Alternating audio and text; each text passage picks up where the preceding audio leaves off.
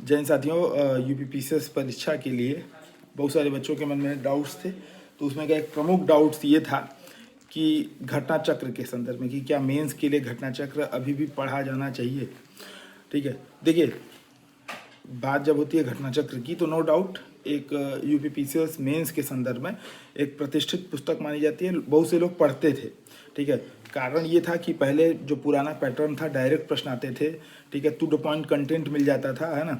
लेकिन समय के साथ, अभी जैसे आपने प्री में देखा होगा, हम लोग बार बार बोलते थे कि घटना चक्र पढ़िए, वो आपकी मर्जी है। पीवाईक्यू के लिए तो पीवाईक्यू और कंटेंट के लिए सही है, लेकिन केवल घटना चक्र के भरोसे जाना, ठीक है, खास करके तब जब प्रश्न की डिमांड आपके साथ चेंज हो रही है, समय के साथ चेंज हो रही है, समय के साथ एनालिसिस वाले प्रश्न आ रहे हैं। प्री में आपने देखा ही। ठीक है, तो घटना चक्र में आपको टॉपिक और कंटेंट तो मिल जाएगा।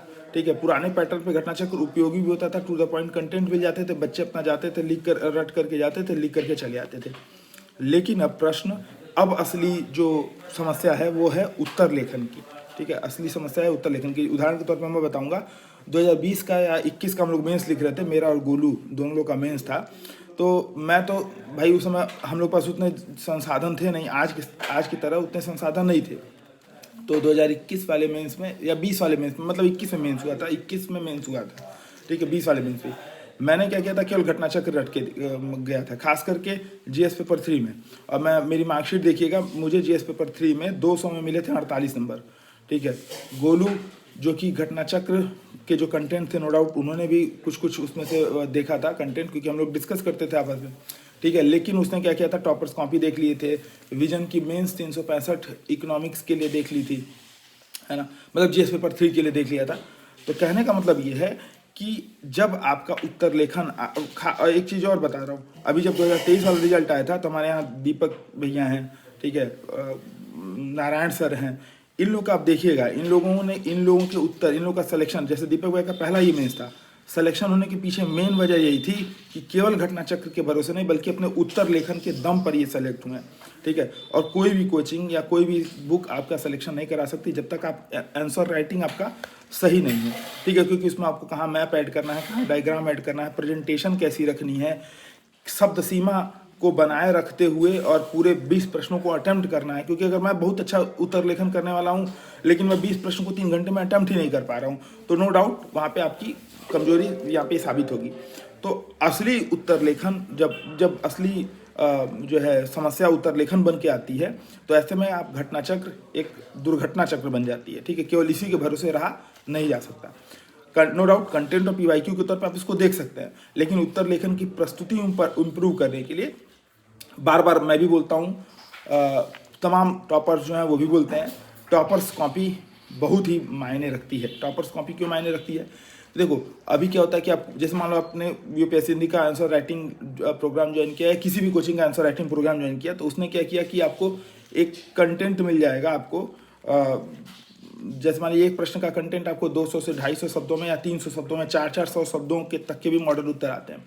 असली समस्या ये नहीं कि मॉडल उत्तर बहुत मतलब उम्दा होते हैं। असली समस्या ये कि उन मॉडल उत्तर को आप यूज करके कैसे 150 का कंटेंट निकाल पाओगे, कैसे उसको यूज कर पाओगे। टॉपर्स कॉपी में हमको वो चीज़ पता चलती है कि टॉपर्स ने प्रॉपर 3 घंटे में जब 20 क्वेश्चन अटैम्प्ट किए, जब एक समय टाइम बाउंड मैनर में अटैम्प्ट किए, तो उसने कैसे अटैम्प्ट किए, कैसे उसमें इम्प्रूव किया। ठीक है, तो इसके लिए टॉपर्स कॉपी बहुत ही इंपॉर्टेंट होती है, खास करके तब जिन लोग का पहला मेंस है। ठीक है, वो एक बार आइडिया तो उनको लगे, जो इसके पहले मेंस दे चुके हैं उनको अंदाजा लग जाएगा कि इस तरह से लिखेंगे तो ऐसा नंबर मिलेगा, इस तरह से लिखेंगे तो ऐसा नंबर मिलेगा। लेकिन जो लोग पहला मेंस दे रहे हैं उनके लिए टॉपर्स कॉपी बहुत ही मैंडेटरी है। जो दूसरा तीसरा दे रहे हैं उनके लिए भी मैंडेटरी है, लेकिन जो पहली बार दे रहे हैं उनके लिए तो मैंडेटरी है ही। अगला आता है विजन की मेंस 365। ठीक है, ये इतनी अच्छी बुक है, मतलब मैं किसी बुक की तारीफ नहीं कर रहा हूँ, जस्ट आपको बताने के लिए। फ्री में मार्केट में अवेलेबल है, विजन की वेबसाइट से जाइए, डाउनलोड कर लीजिए। हमारा उनका कोई मतलब ऐसा नहीं है कि मुझे पैसा मिल रहा है ये बताने के लिए। ठीक है, तो विजन 365 या मासिक मैगजीन, अगर आप मंथली मैगजीन फॉलो करते होगे।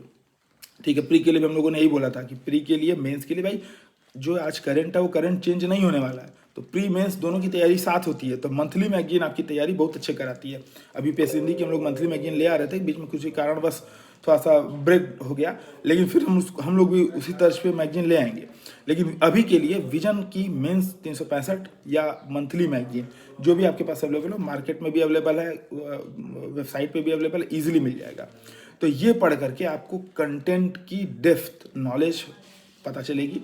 साथ ही साथ किन कीवर्ड को, किन फैक्ट्स को, इसमें जो फैक्ट्स हैं, जैसे मैंने कई सारे लगभग 6 के लगभग अपने ग्रुप पे शेयर भी किए हुए हैं, वो आपको एक समरी टाइप में मिल जाएगा।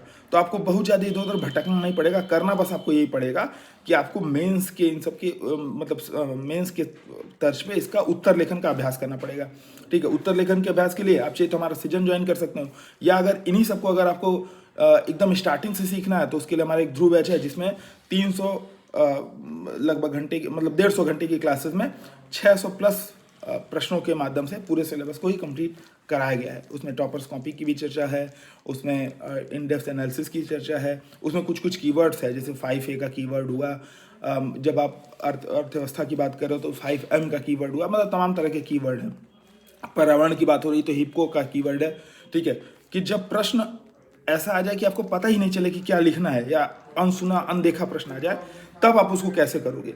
ठीक है, तो आप चाहिए तो ध्रुव में उसको देख सकते हो। ठीक है, तो मेरे हिसाब से बात अगर मैं पूरे समअप करूं तो केवल घटना चक्र के भरोसे जाना, मेंस के दृष्टिकोण से आपको फिर से दोबारा मेंस लिखने का मना, मैं उसके लिए मना नहीं कर सकता, लेकिन जहाँ तक मेरा अनुमान है और जहाँ तक मेरी एनालिसिस है, जहाँ तक मैं इस प्रोसेस में बना हूँ, मुझे अनुभव है, उसके हिसाब से केवल घटना चक्र के भरोसे जाना, अपने आप को दुर्घटना में डालना होगा।